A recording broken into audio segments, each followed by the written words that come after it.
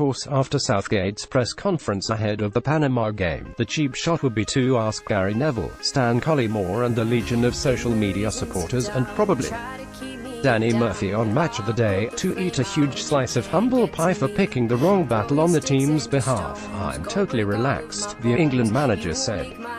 "I understand some of the guys have had a bashing on social media, for which I apologize, but nothing that happens or is released changes the way we want to work with the media. We're open because we feel it's a better experience for everybody.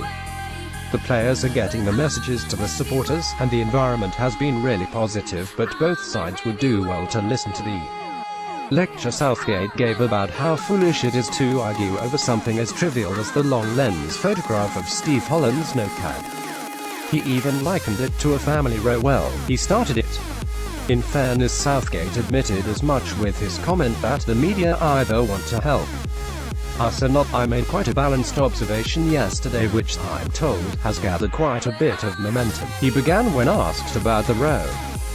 Former England internationals weighed in against the media. Reporters, including myself, responded. Social media instantly jumped on many of our backs. I should explain. Southgate continued. "My view is I totally understand the media have a role to report the news. From our point of view, I don't expect the media to be supporters of us in terms of the way they work. They're here to work. I know they want us to do well. That's been clear through the tournament.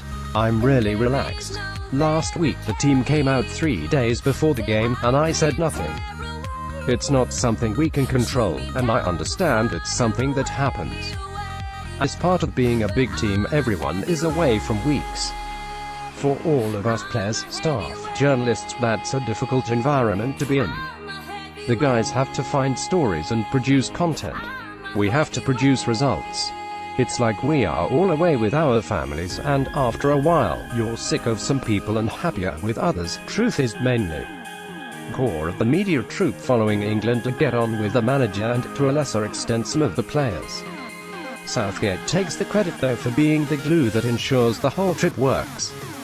So if he does have one minor quibble, we all owe it to him to listen. "My only observation is that it's definitely an advantage for us or the opposition if you know the tactics of the other team," he said.